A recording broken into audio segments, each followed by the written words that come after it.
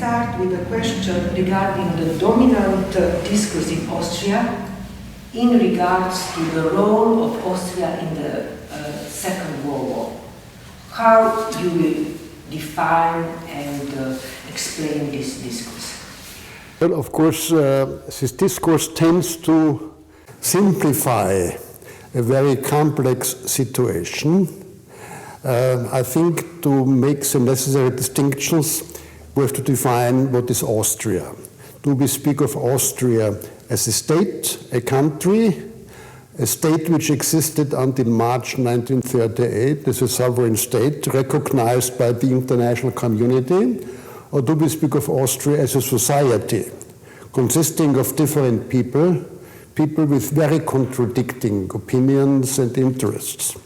Now, the state of Austria stopped to exist in March 1938 after being occupied and annexed by Nazi Germany, and the Austrians, the people, the population, were treated like Germans, meaning some of them, especially those with a Jewish background, were strongly discriminated against from the very beginning and became victims of first Aryanization, then expulsion, and then of the Holocaust. These were also Austrians.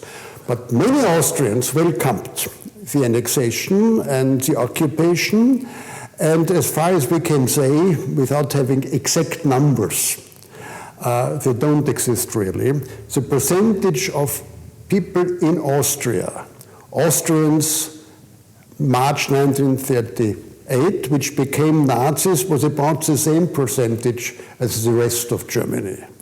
That also included that Austrians were recruited into the German army, participated in World War II as German soldiers and officers. This is one part of the society, voluntarily or not voluntarily participating in the Nazi regime. A significant minority objected, and a significant minority was victim from the very beginning, especially the Jewish population, which percentage-wise was more significant than the Jewish population in Germany. There was also the role of the opposition, which was not allowed to oppose the Nazi regime, consisting of communists, social democrats, some Catholic conservatives, but this was a resistance which was not very visible at the beginning, but it did exist, especially regarding the communists and regarding the legitimists, meaning the Habsburg followers of Otto Habsburg, trying to reestablish on the long run the Austrian Empire under Otto Habsburg. So there was a distinction. Austria did not behave with one voice, with one act. Austria was divided. And this is not so different from other European countries. Think of France in 1940. A significant part of the French society collaborated under the Vichy regime with Germany. Another part opposed, and many did neither oppose nor collaborate. So there was an Austrian situation not so different from the French, or maybe from the Dutch situation, or from the Hungarian situation. The problem was how to define it after 1945. This complex situation, which can be just summarized: Austria was not Austria, was not Austria. The difference between France and Austria, or the Netherlands and Austria, was the Austrians who were not of Jewish origin participated in German uniforms, collaborating as Germans. The French collaborated, for instance, in uniforms of a French Vichy police form, or the Dutch in the uniform of the Dutch fascist regime dominated and controlled by the German occupation. This was a difference. This was a difference in definition, in visibility, and in uniforms. So in 1945, when the Allies liberated Austria, and they underlined the term liberated, the question was how to deal with this new framework of geopolitics. And the first point was that in November 1st, 1943, the major allies, meaning the United Kingdom, the United States, and the Soviet Union, have declared in Moscow, the so-called Moscow Declaration, that Austria is to be considered to be the first victim of Hitler's expansive policy. But in the second paragraph, the Austrians were reminded by the Allies they had to accept co-responsibility for the crimes of the Nazi regime. This created an ambivalence which played a very important role in 1945. But the so-called victims theory was articulated by the governments of the three major allies, and also the term liberation was a term used by the allies. And of course, the Austrian provisional government, established at the end of April 1945, gladly accepted this interpretation, which is an interpretation not wrong, but only half true. Austria as a state fell victim to a policy of military blackmailing, and many Austrians opposed the Nazi regime, but many, or probably more, Austrians welcomed the regime and participated more or less voluntarily. So the interest of the Austrians who started to govern Austria under the tutelage and the control of the Allies already in April 1945, when Hitler was still alive and World War II was not yet finished, used the Moscow Declaration, especially the first part of it, Austria as a victim, liberated by the Allies.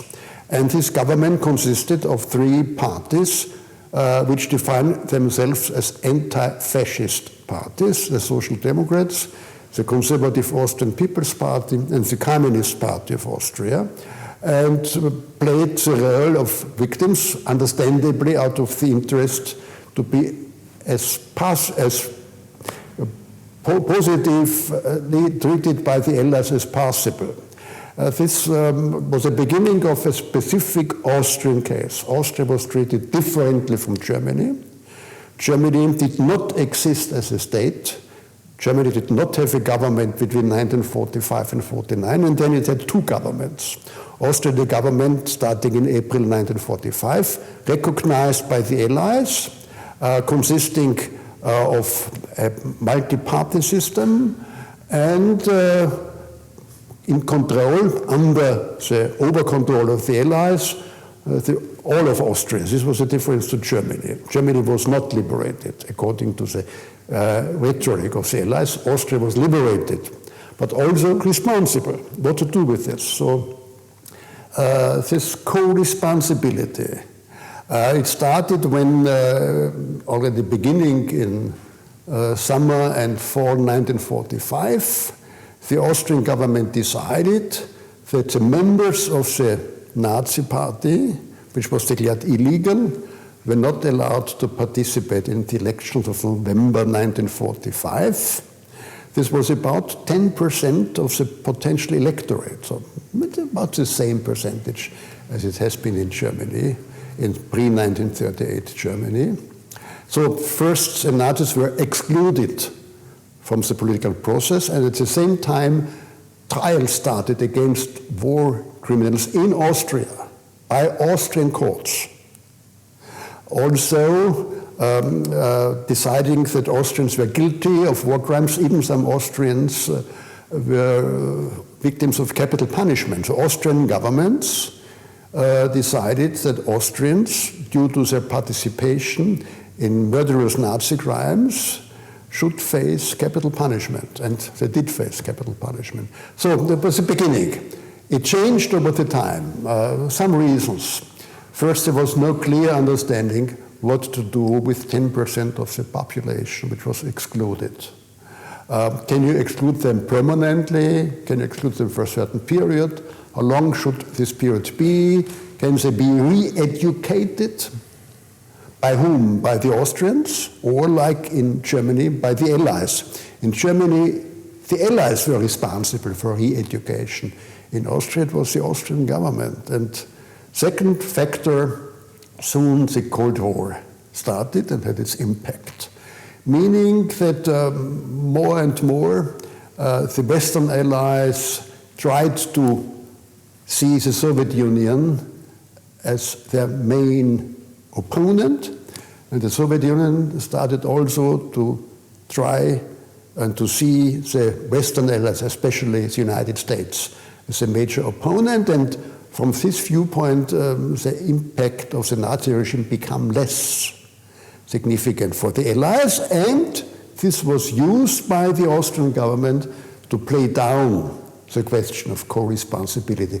In 1949, most of the former Nazis were reintegrated in the Austrian political system, were allowed to vote. They created even their own party, which later on became the Freedom Party of Austria. Only a small number was still excluded. The so-called major incriminated were high-ranking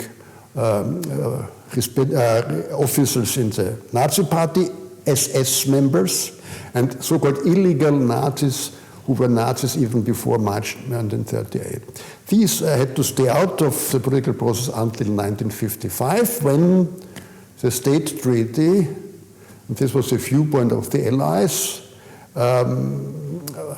had a kind of a role of a peace treaty. It was not a peace treaty because Austria did not fight a war, was not a state who had fought against the Allies, but the peace treaty fulfilled the functions. And the main function of the peace treaty was that the Allies left Austria, end of occupation, and the Austrian institutions, the Austrian government, the Austrian parliament, got back all the rest of the sovereignty which was missed between 45 and 55, and this was also an end of the exclusion of the major Nazis.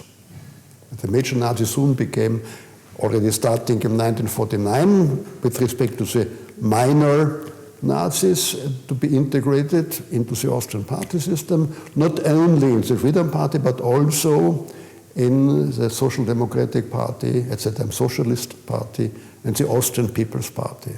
This was a kind of normalization, which included the tendency, let's forget, let's forgive, let's not speak too much of the 7 years of the Nazi regime. It was not only World War II, it was also 1.5 years before the beginning of World War II.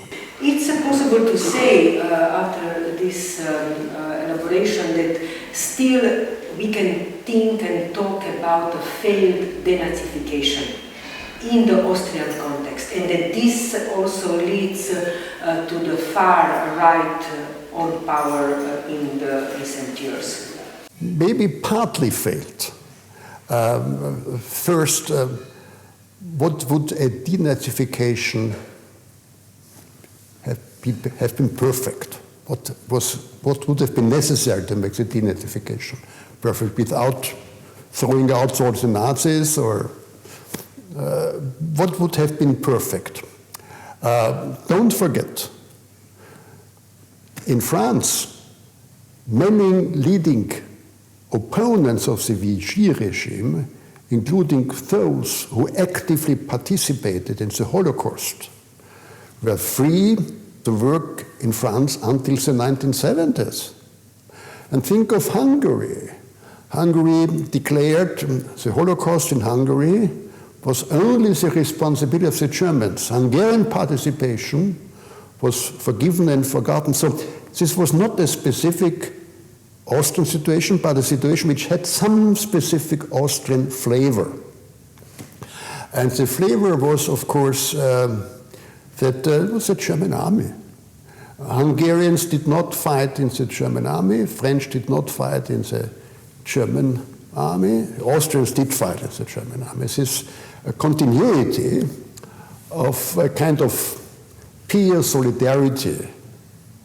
This must not have been linked automatically with Nazism, but having as a comrade fighting before Stalingrad and so on, this had some impact. This was maybe a specific Austrian flavor, identifying with the German army, which was not the case in countries like France or Hungary or Croatia or Poland or the Netherlands or Denmark or Norway. Another aspect was there was no Austrian government in exile between 1938 and 1945. Also a big difference if you compare Austria with France, de Gaulle's government in exile, with Belgium, a government in exile, with the Netherlands, the Queen of the Netherlands being in exile, Norway, there was no Austrian authority sitting in London like most the other governments in exile were sitting, acting on behalf of Austria. This was also a specific Austrian situation. There was an Austrian resistance, and the resistance paid a high price for its resistance, but it was not really decisive. Decisive was the victory of the Allies. Austria was not liberated by the resistance of Austrians, it was liberated by the Allies. But again, who liberated the Netherlands? Who liberated Poland? The Allies did it.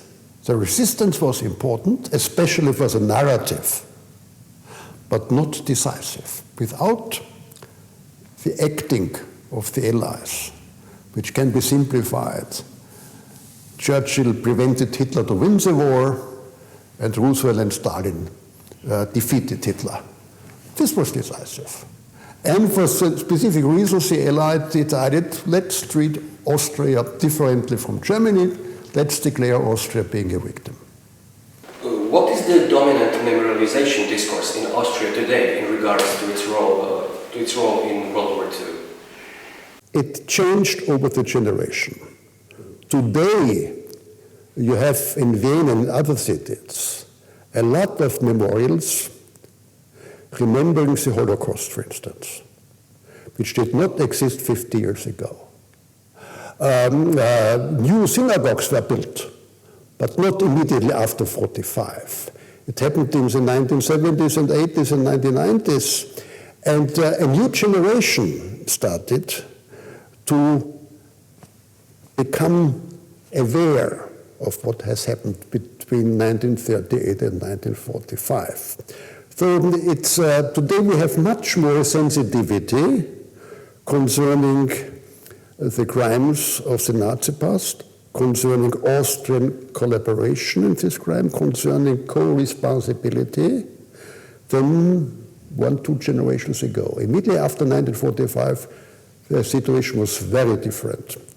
In that respect, we have much more sensitivity, but this also includes we don't have one dominant narrative. We have different narratives. And of course, an important role played the official redefining Austria by Chancellor Vranitzky in the late 1980s, I think it was 1987, when he declared Austria accepts its co-responsibility for the Nazi crimes. Austria was not only a victim, which is exactly what the Moscow Declaration declared, but it was more or less overloaded and overshadowed by the practice of day-to-day politics. What will be in this respect these two most known break? One was the Waldheim affair, and the other is recently Strache, as two moments in these narratives. Yes, we don't have to forget, Waldheim was already candidate for the presidency in 1971. Nobody at that time criticized him for being a Nazi. Not the Socialist Party, who did it later 15 years. What has happened between? The candidate Kurt Waldheim in 1971, who lost, by the way, was not criticized about his role in World War II in the Nazi years. So 15 years later, he was decisively criticized In 1971 he lost, in 1985 he won. One explanation is, I think, generation break and education. Generation break means those who started to be socialized politically in the 1950s, 60s, and 70s had no personal memory with respect to World War II, did not see any need to define their own role during these 7 years of Nazi regime. They were free. And secondly, education, the percentage of the Austrians who got higher education in the 1980s was at least twice as much than one generation ago. So a younger, better educated generation ended the taboos the older generation had for different reasons. The question is, Strache cannot be called a Nazi. He's born after 1945, and he even started to integrate a pro-Zionist, pro-Israeli narrative into his party. He was proud of that I have recruited a Jewish member of the Austrian parliament for the Freedom Party. So Strache is not Waldheim. Was Waldheim a Nazi? This can be debated. He was probably never a formal member of the Nazi party.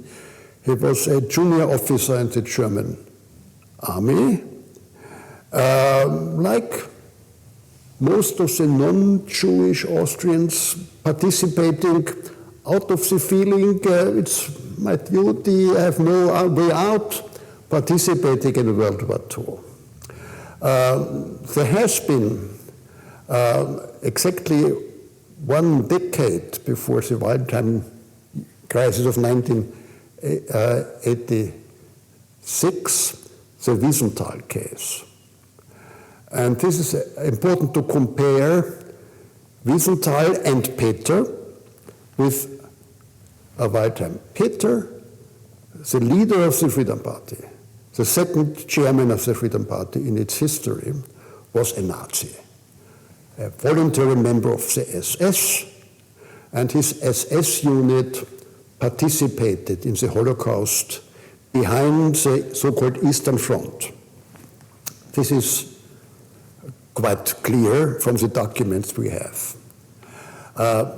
Wiesenthal, who made it public, was isolated by whom? By the Social Democratic Party, because the Social Democratic Party in 1975 had already made a deal with Peter.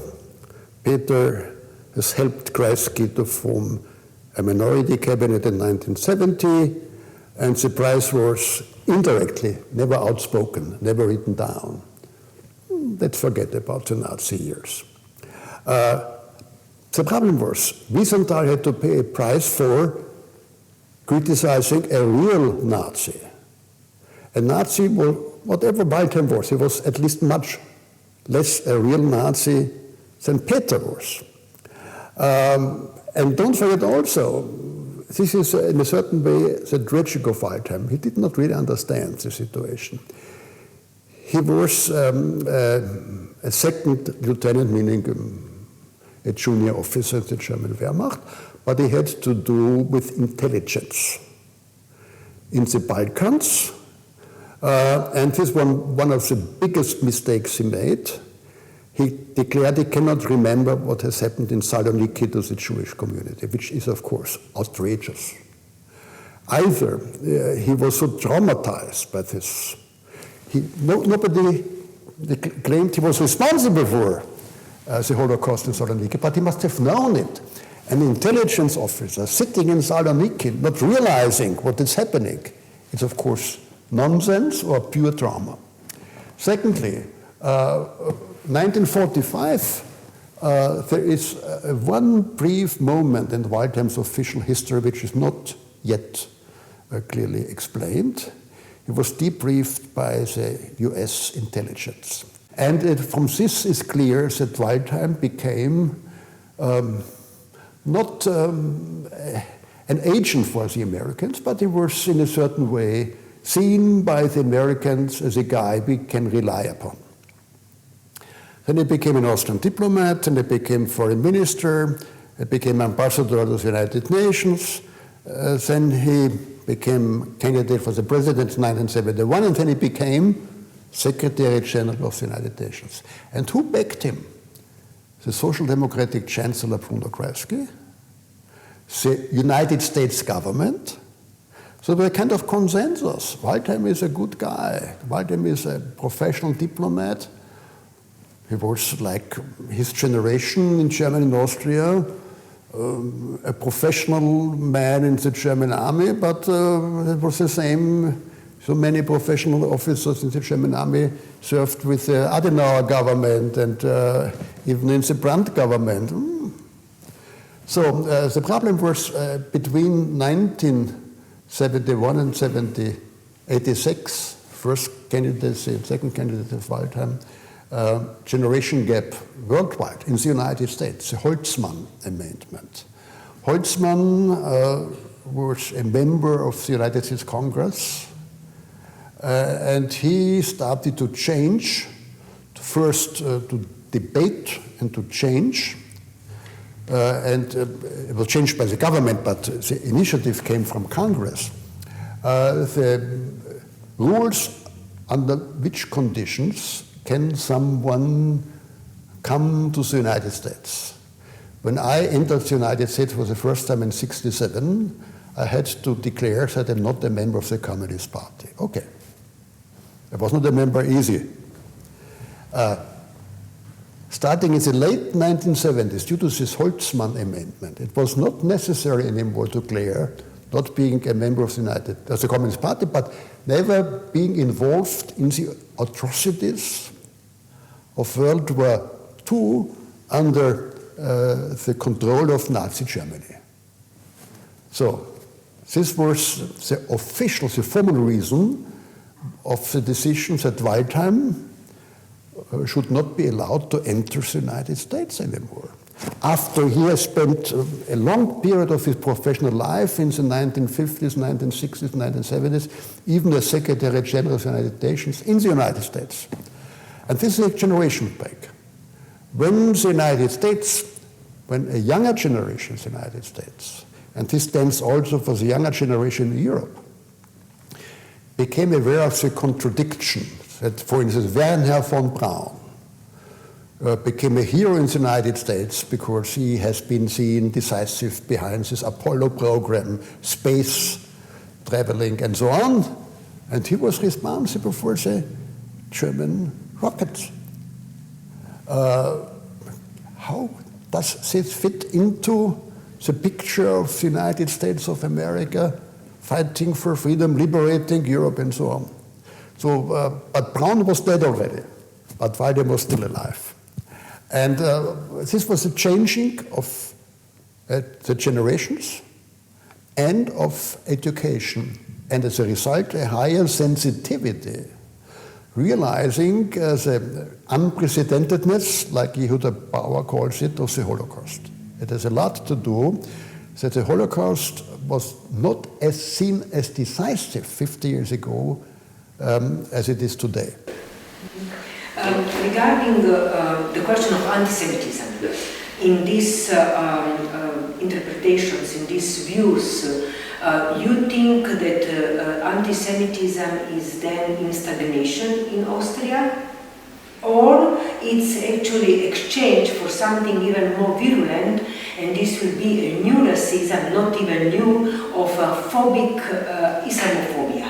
So, is this a case? Islamophobic racism.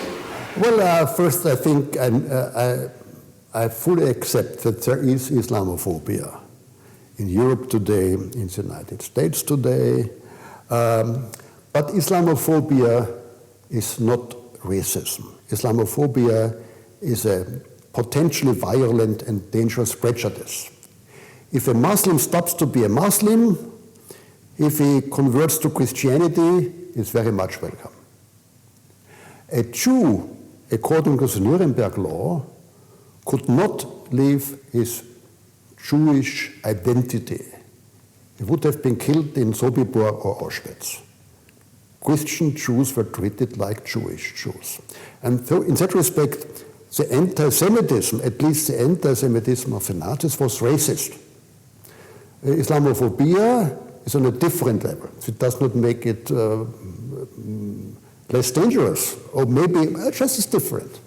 The freedom to convert has been and is open to Muslims.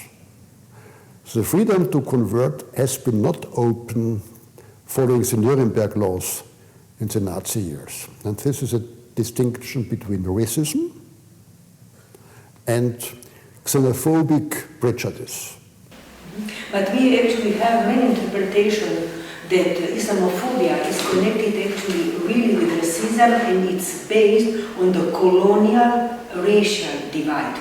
So what we see, I want to listen to your opinion, what we see now presently in Europe and also in Austria, this fear for the refugees is actually connected with this specific racism that is also connected with this religious moment, and that we can call this racism, that is not just a discrimination, but is actually persistent, structural, institutional.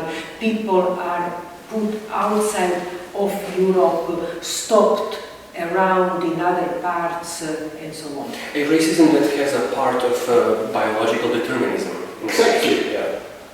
But don't forget, I just spent 2 weeks in Jerusalem. In Jerusalem, you can see people of African origin who wear a kippah.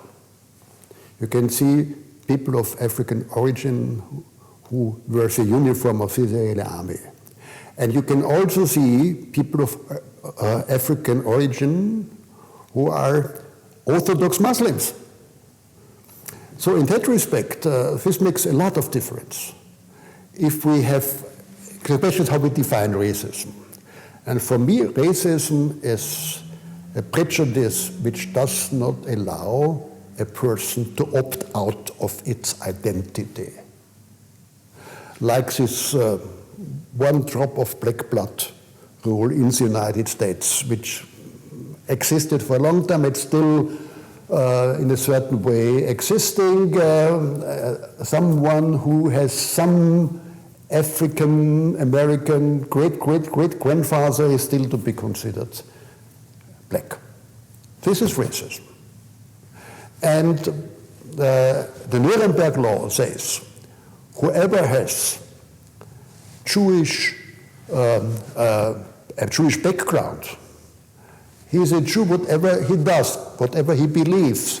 Even he or she would have wanted to join the Nazi party, which would not have been allowed, but he cannot escape. So not being allowed to escape. This is the hardcore of racism. But this is a special seminar we can talk about. I have a question regarding the resistance that you talk about, Austrian resistance. Many interpretations says that this Austrian resistance were actually formed by Slovenian partisans that were in a specific part of Austria, and then after the Second World War, this was absolutely neglected, and then it was also connected with the repression of the Slovenian minority. And I would like your comment on this. First, different segments of the Austrian society participated overproportionally in anti-Nazi resistance. The communists, the monarchists, and now I would add the Carinthian Slovenians. Of course, due to the link with Slovenia, don't forget, in 1941, after Germany invaded Yugoslavia, some parts of Slovenia were annexed by Carinthia and Bastyria. So the number of Carinthians who saw themselves being Slovenes increased.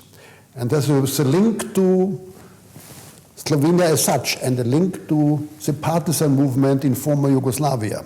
This explains, and especially also because the Nazis have started a policy of ethnic cleansing in South Carinthia, and some, I don't know exact the number, but some thousands Carinthian Slovenes had to leave their houses, their villages were settled somewhere in Germany, and the future was open for them. They did not know what would happen to them. In 1945, they were allowed to come back. This explains why the resistance had a specific Slovenian Carinthian flavor, like the communist resistance, like the Habsburg-oriented resistance in Austria. Yes, it played a role, and of course, after 1945, there was also an international aspect of this. Yugoslavia, following the claims of 1918-1919, claimed a change of the border of 1937, which was in a certain way against the promises of the Moscow Declaration, because the Moscow Declaration declared that Austria will be re-established along the borders of 1937. But Yugoslavia claimed we have a right to get something from Carinthia in which mixed population, meaning linguistically mixed, Slovene speakers, German speakers are living together, and this played a role that the old pan-German tradition at Carinthia, which played a very significant role, especially after 1918, became alive again. At the beginning, the Austrian government, to pacify the Allies, established certain privileges, entitlements for the Slovenes in Carinthia, for instance, Slovene in schools, Slovene basic school system in southern Carinthia, but after 1954, Stalin and Tito fall apart. The Soviet Union stopped to back Yugoslavia. And in 1955, when the State Treaty gave some vaguely defined rights to the Slovenes and Croatians in Burgenland, Slovenes in Carinthia, but very vague. Soon the status of the Slovenes in Carinthia became less positive. It's interesting, the Croats in Burgenland were treated more favorably by the Austrians after 1955, by the Austrian government, by the main political party than the Carinthians. This has maybe many reasons. One could be that there was no history of a border claim from the side of Yugoslavia considering Croats in Burgenland, but there was a history of border claims considering the Slovenes in Carinthia from the Yugoslav side. So this was a burden for the Slovenes in Carinthia, and today we have a situation which is in many respects different again. First, the question is, who is a Slovene in Carinthia? Mm-hmm. It's not so easily to be defined. Mm-hmm. Someone who speaks the language at home, someone, despite being more German-speaking than Slovene-speaking, considers himself as still being a Slovenian. Someone who is seen by the others being a Slovenian. Of course, there's a gray zone in some parts of southern Carinthia in which many people are Slovenes or German speakers for reasons which are not easily to be explained. You said about the more favorable attitude toward the Croats, and I would like actually to connect this with Bleiburg. Yes. And also to think if this was not because the Ustasha commemorations in Bleiburg were really tolerated and actually backed up for years and years. And then this turn happened specifically in the last 2 years, regarding also the Austrian state putting very clearly they will not tolerate anymore this pro-fascist. So how to think about this relation? First, the Croats in Austria are Burgenland Croats, not Carinthian Croats. And they live especially in the middle of Burgenland, over proportion in the district of Oberpullendorf. And there has been a rather relaxed situation. You will find in many villages in Oberpullendorf street signs in Croatian and German. It was never a big topic, very differently from Carinthia, but it was Slovenes and German speakers in Carinthia. So Bleiburg is rather far away from the center of Croatian activity in Austria. And also we have a lot of Burgenland Croats who made successful careers in politics. Sometimes a high percentage of the leadership of the Green Party consisted of Burgenland Croats. So Bleiburg, I would say, happens to be in Carinthia, but outside the districts where Croats in Austria are living. It was just because the Ustasha army was captured at the end of World War II, near Bleiburg or in Bleiburg. This has nothing to do with the Burgenland Croats. By the way, what the Slovenes and the Carinthian, the Croats have in common in Austria, both are traditionally very Catholic, very Catholic. The percentage of Slovene-speaking priests in Burgenland, in Carinthia, and of Croat-speaking priests in Burgenland is much above the percentage of the population. This may change now. Secularization is taking place also among the Burgenland Croats and the Carinthian Slovenes. But this may also create, also with the claim of Croat nationalism, we fought against godless communism. And rather good relationship between the Vatican and the Ustasha regime. The history of Cardinal Stepinac is, I think, well known. In a less prominent part, the same was in Slovenia.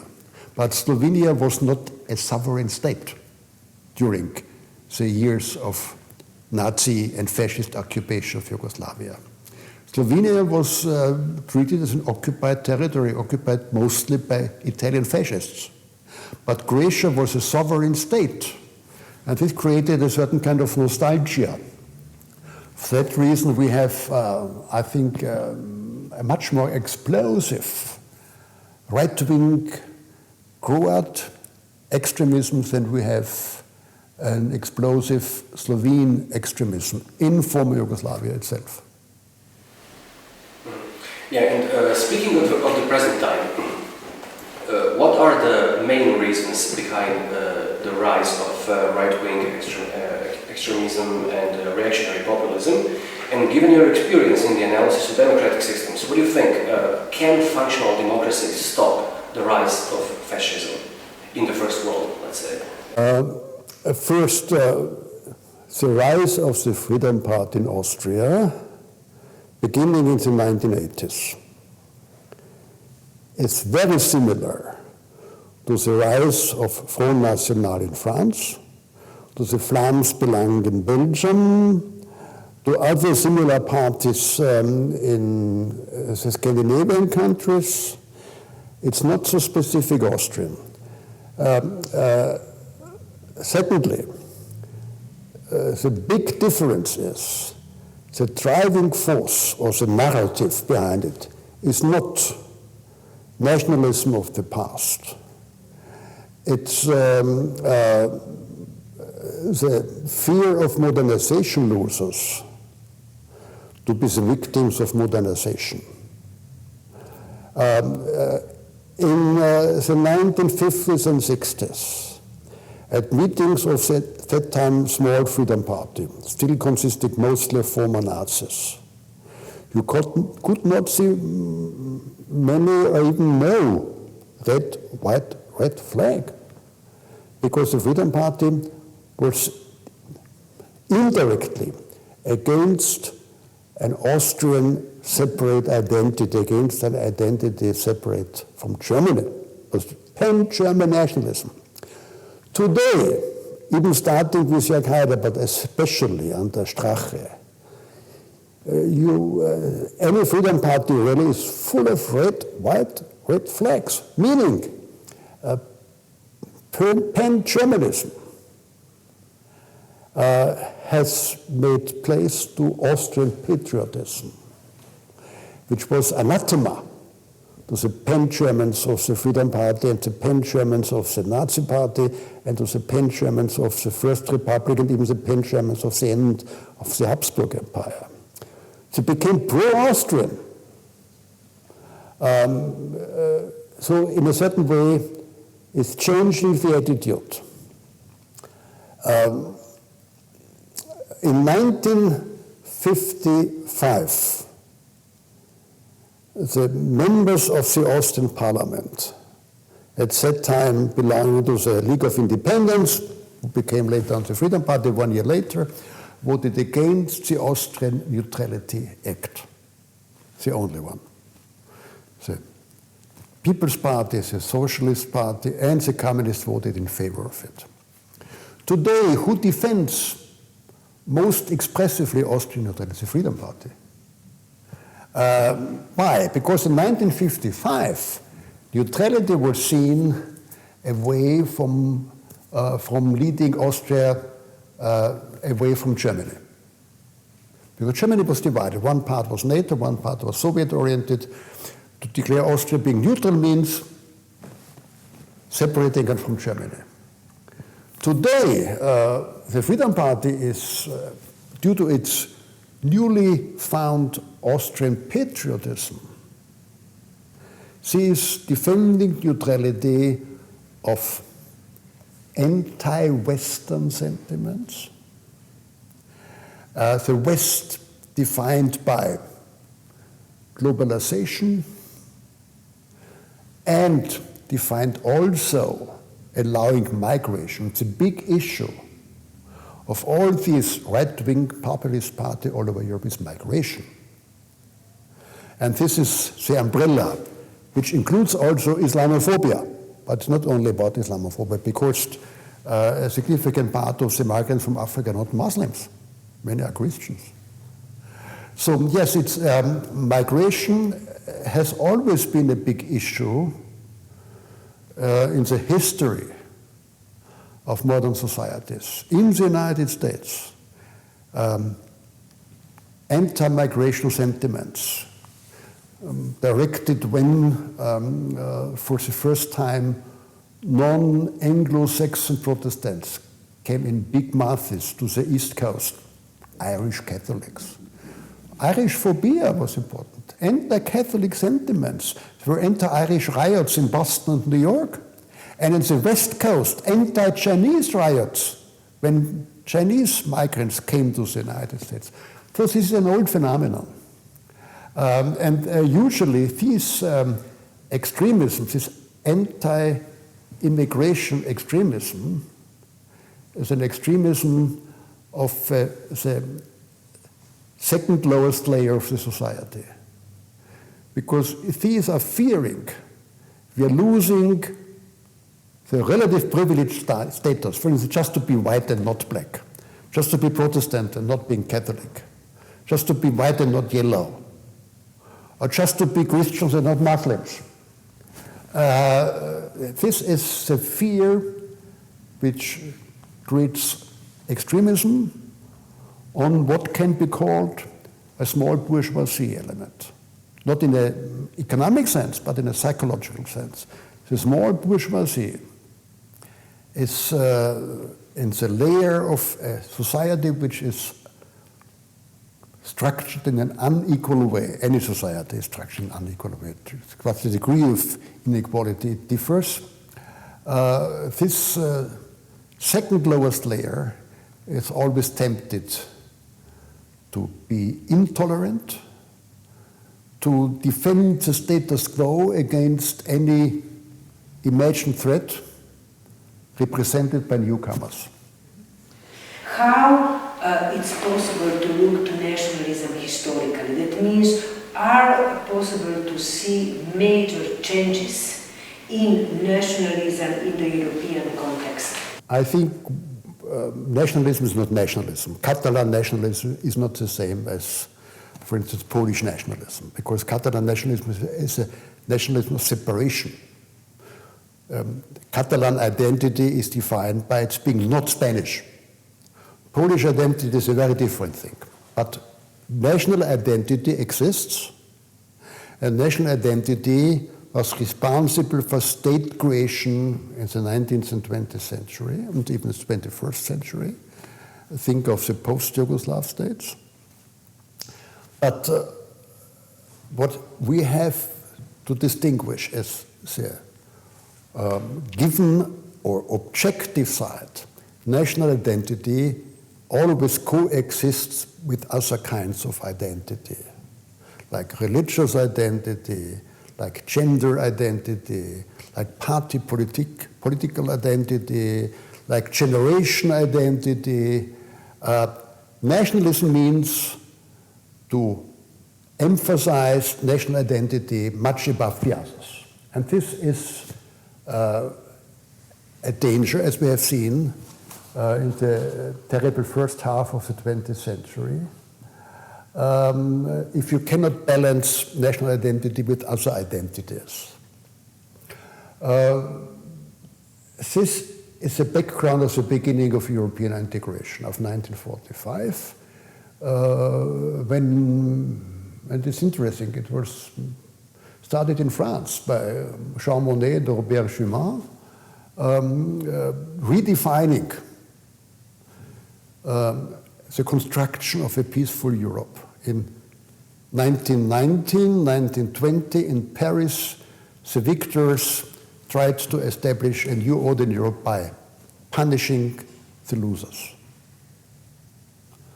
In 1945 and the late 1940s, especially leading French politicians like Robert Schuman or intellectuals like Jean Monnet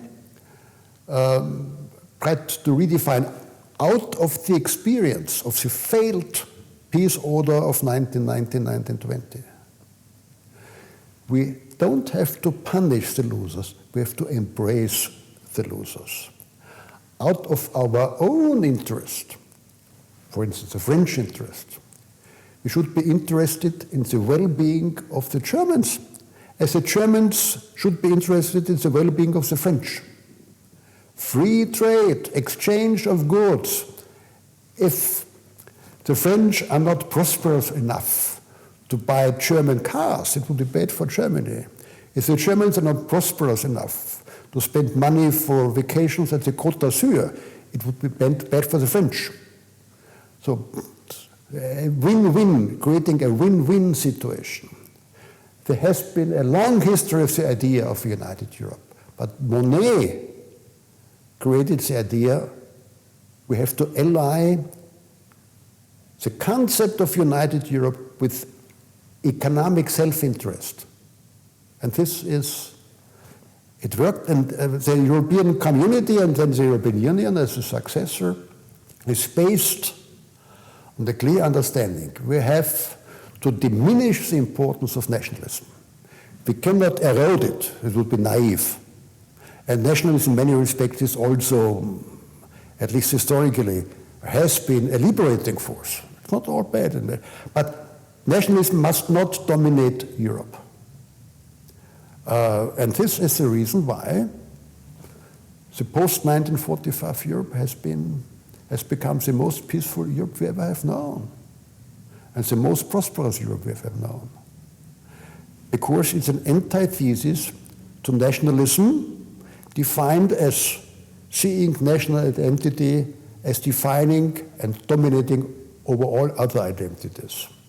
So until the 90s, because in the 90s it was the ex-Yugoslavia, Balkan War. Yugoslavia has been a tragic example. The only major war in Europe after 1945 was a war among nationalisms. And it's a war outside the European community. Today we can say, if I talk to students, always using, can you imagine that German armies are invading France? No. But within 70 years, 3 times German armies have invaded France. Why is it not thinkable anymore? Due to European integration. Because a German army invading France would violate basic German interests. And the French army, which would do the same, vice versa, would violate French interests. So a war within the European Union has become unthinkable. And this is, I think, the biggest success of the European integration, which has not come to its end. It's a long way to go, but it has already some successes.